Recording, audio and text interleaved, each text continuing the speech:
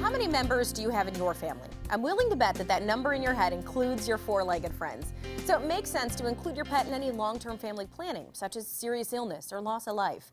In today's Find a Friend segment, sponsored by Rascal Animal Hospital, we get some advice from our good friend Carol Gerbert, the director of the Humane Society of Delaware County. So good to see you, Carol. You too, Robin. So I bet a lot of people want to get to know this beautiful girl. Absolutely. Gosh, she is such a sweetheart. So tell us about Ella. This is Ella. She's a 4.5-year-old chocolate lab. She's a really unique coloring, though. She's almost like a silvery beautiful. chocolate. She's beautiful. She loves children. She loves people. She'd prefer to be the only dog, though.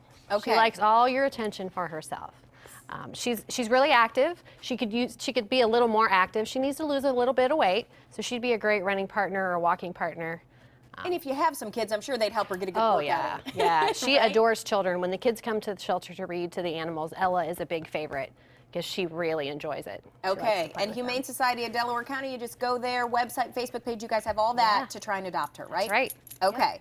So as a shelter, you guys deal with all kinds of different scenarios, obviously. Recently, you had a few families with a very kind of specific dilemma, and what was that? Yeah. We've had recently a lot of animals come in from families.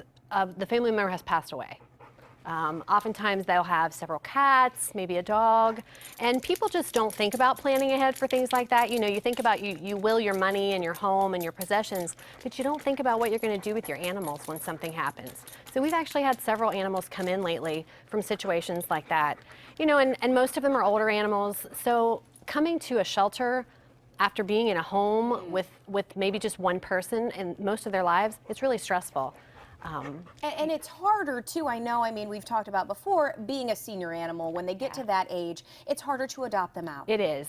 So it's probably much better to have a plan. Right. Having a plan in place is really important, and a lot of lawyers and estate planners are actually helping people out with that now. So when you're talking to them about distributing out your money and your possessions, you can actually talk to them about a guardian for your animal at that time. You know, usually it's a family member. That's the first place to look. Maybe a trusted friend.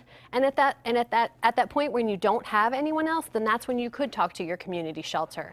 You know, we have people that actually will come to us and ask us if we can help with those plans in the event that something like that happens. That's obviously a last resort because, Sure. as you said, and especially with an older animal, coming to a shelter environment is really hard for them to adjust. It's hard for them to get adopted, so obviously it's a last resort, but we're here to help. But we encourage people to really have that conversation with your family and make those plans. And it's also a conversation you should have when you're still of sound mind and body. Right, absolutely. Because people can get to that situation and then, like you said, they're in a bad position. And then they end up doing something. Maybe they don't want their dog to go to a shelter, but that seems like the only option at the time. Right, yeah. Planning ahead is really the key. So if you don't make that decision, right, you don't put it in your will, I guess, who does that fall to? The executor of the estate? Who would make that decision? Yeah, it would be the executor of your estate. Most often it's a family member. And, you know, we'll get a desperate call from someone who oftentimes doesn't even know their parent has a pet. Oh, yeah. You know, they go to the house to take care of the belongings, and they discover that there's a couple of cats there that they didn't know about. And recently there was a dog. So have those conversations with your family so that even if they're not the executor, they can kind of guide whoever is so that they know what the situation is. And does it ever fall to the courts as a last resort? And it can. And that's not a situation you want to be in? Right. Okay.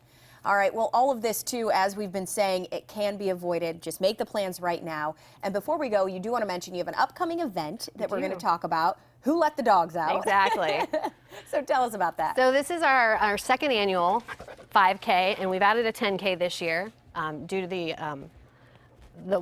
how well it was received last year. We actually had an Eagle Scout do this project for us last year. This was his Eagle Scout project. Christopher Miller organized this 5K last year, and we've decided to do it again this year. It's going to be at Powell Park, same place it was last year.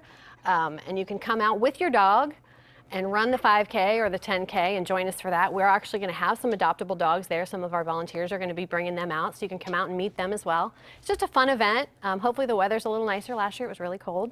Okay, and that is April 3rd. It's a Sunday at Liberty Park in Powell. You can go to premierraces.com for that. And again, if you want to adopt Ella, Humane Society of Delaware County. Yes. So thank you so much, Carol. Thank you, Robin.